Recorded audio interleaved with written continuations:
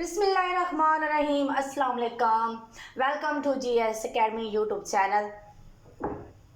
Dear student, I hope कि आप सब खैर वाफियत से होंगे। आज हम 9th क्लास के उर्दू का सबक नंबर 7 के मशक़ी सवालात हल करेंगे और सबक का उन्वान है आराम व सुकून और इसको लिखा है सैयद इम्तियाज़ अली ताज ने। तो आइए सबसे पहले चलते हैं खुलासे की तरफ।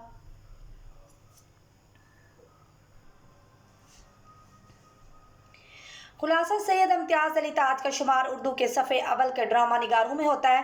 आराम और सुकून का रेडियाई ड्रामा है जिसमें आराम और सुकून की अहमियत को उजागर किया गया है।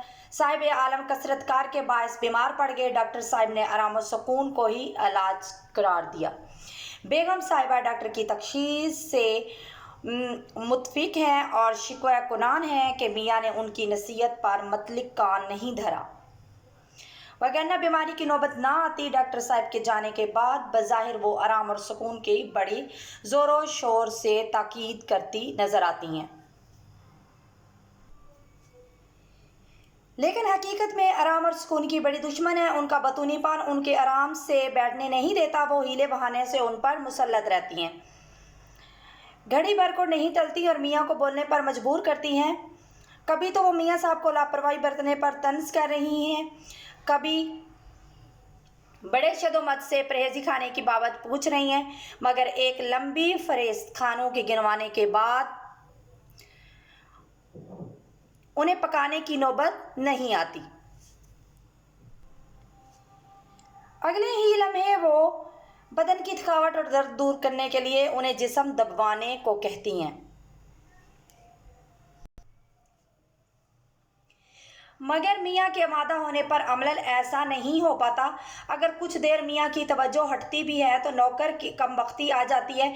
अभी नौकर का मामला ख़त्म नहीं होता कि कम पानी देर से लाने पर सके की शामिल आ जाती है। इस मुहिम को सर कर लेने के बाद घंटी के ढिंढोरे पर पड़ जाती हैं। इल्ज़ाम नौकर पर लगा दिया जाता है, हालांकि इसमें नौकर बेचारा बेगुनाह है क्योंकि उसे मियाँ ने खुद वहाँ रखा है।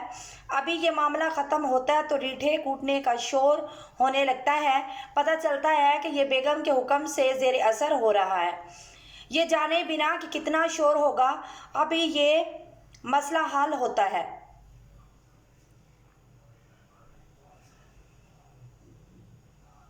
बच्चे के खिलौने, गाड़ी का शोर सूरत हाल और भी ख़राब कर देता है। बीवी बजाय बच्चे को प्यार से समझाने गुस्से से काम लेती हैं। बच्चा रोने लगता है, शोर बजाय कम होने और बढ़ जाता है। अभी यह मसला जारी है कि गिरदो गुबार उठने लगने लगता है। पता चलता है कि बेचारे नौकर को नया हुक्म मिला है जिसकी तामील ना होने की सूरत में उसे बेगम साहिबा के एताब का सामना करना पड़ता है। बहरहाल मियाँ ये कहकर सुनकर इस सिलसिले को मौकूफ़ कर देते हैं, मगर आराम और सुकून उनकी किस्मत में यहाँ कहाँ। फ़ोन की घंटी उठने पर मजबूर कर देती है। मुखातब को इसरार है कि उसकी बेगम साहिबा से बात करवाई जाए। ये जान लेने के बाद कि मौसूफ बीमार है, ये इसरार जारी रहता है। मियाँ फ़ोन बंद करने में आफियत महसूस करते हैं, मगर बीवी को ये अमर नागवार गुजरता है। इतने में साथ वाले घर से आने वाली हारमोनियम की आवाज़, फिर चोट लग जाने के बायस बच्चे के रोने की आवाज़, ऐन उसी वक्त फ़कीर की सदा, सब मिलकर मियाँ को परेशान कर देते हैं। बीवी वक़्त की नज़ाकत का एहसास करने की बजाय खुद गर्ज अमल अख्तियार करती हैं।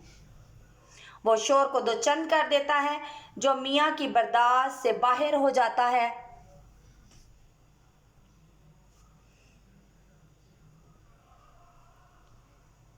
नचार उसे अपनी टोपी और शेरवानी तलब करता है और दफ्तर को आराम सुकून के लिए घर पर तरजीह देता है और दफ्तर की राह लेते हैं।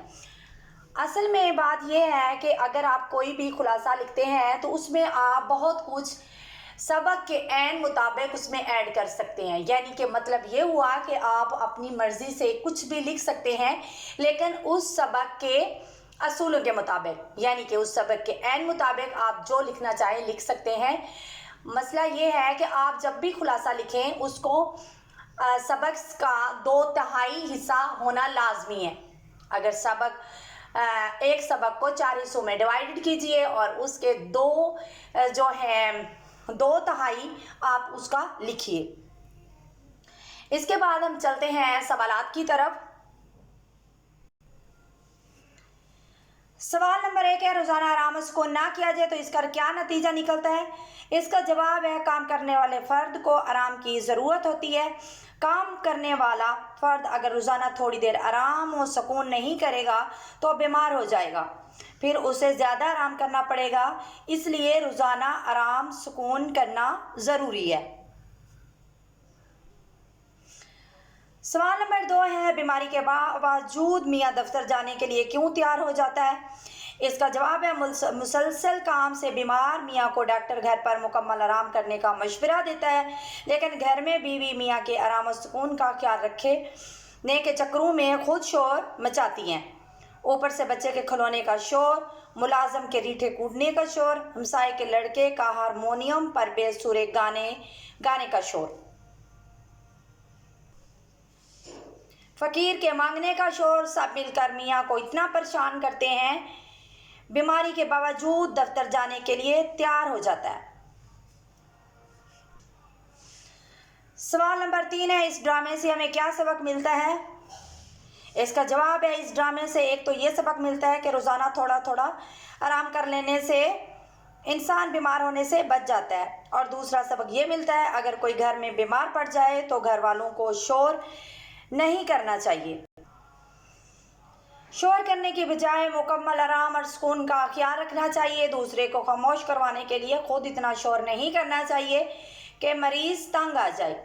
सवाल नंबर 4 है, बहुत ज़्यादा शोर व गुल भी माहौलियाती आलूदगी का सबब बनता है। शोर की आलूदगी से सेहत पर क्या असर पड़ता है?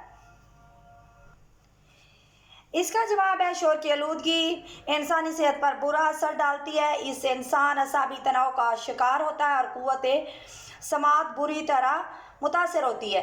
दिल और ब्लड प्रेशर की बीमारियों भी इसी वजह से पैदा होती हैं। सवाल नंबर 5 है, सेहतमंद रहने के लिए क्या बातें ज़रूरी हैं? सेहतमंद रहने के लिए वर्जिश ज़रूरी है, सादा ग़ज़ा खानी चाहिए, रात को भरपूर नींद सोना चाहिए, शोर की आलूदगी से बचना चाहिए और बेजा परेशानी तफराकात से निजात हासिल करनी चाहिए। सवाल नंबर 6 है हमारे पास, हमसाए की कौन सी हरकत की वजह से मियाँ के आराम में फ़र्क पड़ रहा था? हमसाए के हारमोनियम और बेसुरे गाने के शोर की वजह से मियाँ के आराम में खलल पड़ रहा था। गलत और दुरुस्त बयानात की टिक से निशानदेही करें। सबसे पहला जो हमारे पास बयान है वो है, इंसान को बहुत ज़्यादा फ़िक्रमंद नहीं रहना चाहिए। ये बिल्कुल दुरुस्त है कि इंसान को इतना ज़्यादा फ़िक्रमंद नहीं रहना चाहिए। इसके बाद है, शोरगुल का मरीज़ पर कोई असर नहीं पड़ता। ये गलत है, उस पर बहुत ज़्यादा असर पड़ता है और मरीज़ के लिए शोर जो है वो नुकसानदेह साबित हो सकता है। इसके बाद नंबर 3 पर हमारे पास बयान है, थोड़ा सा वक्त आराम के लिए ज़रूर निकालना चाहिए। ये दुरुस्त है कि हर इंसान को थोड़ा सा वक्त आराम के लिए निकालना चाहिए। इसके बाद हमारे पास चौथा बयान है, हमें माहौल को आलूदा नहीं करना चाहिए। ये भी दुरुस्त है, हमें माहौल की आलूदगी का सबब नहीं बनना चाहिए, हमें माहौल को साफ़ सुथरा रखना चाहिए। इसके बाद हमारे पास बयान है, सिर्फ थकान की वजह से हरारत नहीं हो सकती। ये गलत है। इसके बाद हमारे पास है, दवा से ज़्यादा आराम और सुकून ज़रूरी है।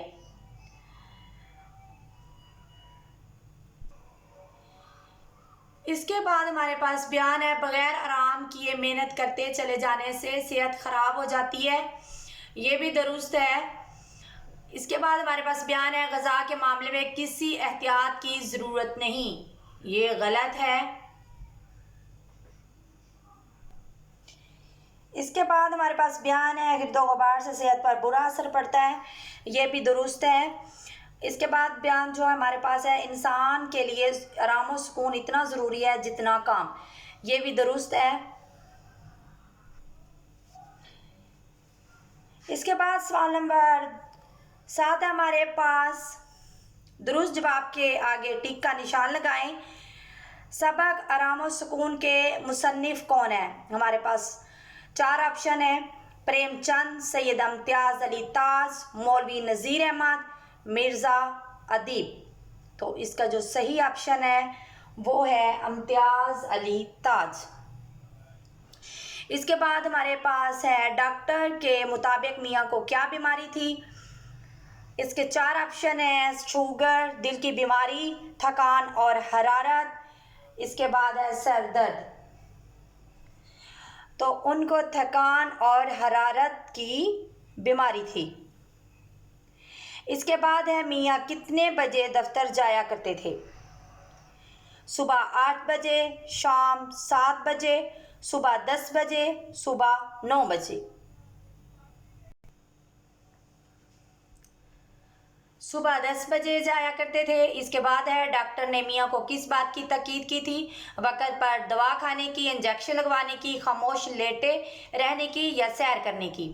खामोश लेटे रहने की। इसके बाद है सबक आराम सुकून में घरेलू मुलाजिम का नाम क्या था? कल्लू, बल्लू, टल्लू या लल्लू? तो सही ऑप्शन ये है। इसके बाद है घंटी किसने मेज से उठाकर अंगीठी पर रखी थी? इसका सही जवाब है बीवी ने। इसके बाद है मियाँ साहब का नाम क्या था? इसके 4 ऑप्शन है, इश्तियाक, मुश्ताक, इशफाक या इसहाक। तो उनका नाम था इशफाक। इसके बाद है मुलाजिम क्या चीज़ कूट रहा था? नमक, मिर्चें, रीठे या गरम मसाला? इसका सही जवाब है रीठे। इसके बाद है खाली जगह पूर करें। तरद्दुद की कोई बात नहीं, मैंने बहुत अच्छी तरह डैश कर लिया है, मुआयना कर लिया है। इसके बाद है मेरे ख्याल में उन्हें डैश से ज़्यादा डैश की ज़रूरत है, दवाई से ज़्यादा आराम की ज़रूरत है। इसके बाद है इतना काम ना किया करो, डैश सेहत से हाथ धो बैठोगे। इतना काम ना किया करो, नसीबे दुश्मना सेहत से हाथ धो बैठोगे। अब ये लफ्ज़ इसमें लिखने से आपको समझ ना आता, इसलिए मैंने इसके सामने में लिख दिया है। इसके बाद है जी नहीं, दवा की डैश ज़रूरत नहीं। जी नहीं, दवा की मुतलिक ज़रूरत नहीं। इसके बाद है मरीज़ के कमरे में डैश नहीं होना चाहिए। मरीज़ के कमरे में शोरगुल नहीं होना चाहिए। इसके बाद है खामोशी साहब को एक तरह की डैश बख्शती है, तकवीयत बख्शती है। इसके बाद अल्लाह जाने ये कौन डैश मेरी चीज़ों को उलट पुलट करता है। अल्लाह जाने ये कौन, अल्लाह मारा मेरी चीज़ों को उलट पलट करता है। इसके बाद है डैश को इतना ख्याल भी तो नहीं आता घर में कोई बीमार पड़ा है। अल्लाह मारों को इतना ख्याल भी नहीं आता घर में कोई बीमार पड़ा है। इसके बाद है मैं डैश को डैश मर्तबा कहला चुकी हूँ कि सुबह सवेरे हो जाया करे। मैं नामुराद को 20 मर्तबा कहला चुकी हूँ कि सुबह सवेरे हो जाया करे। डैश ने कसम खा रखी ही कि कभी कोई चीज़ डैश पर ना रहने देगा। कमबख्त ने कसम खा रखी ही कि कभी कोई चीज़ ठिकाने पर ना रहने देगा। इसके बाद है डैश को सर खुजाने की फुर्सत नहीं मिलती। बेचारे को सर खुजाने की फुर्सत नहीं मिलती। इसके बाद है साहिबजादे ने डैश नाफरमाई तो दुनिया किसी बहुत बड़ी नेमत से महरूम ना हो जाएगी।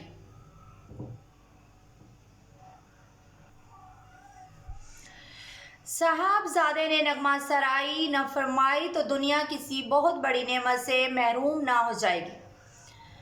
इसके बाद हमारा मतलब कि हमारा चैप्टर ख़त्म हुआ। आज के लिए इतना ही।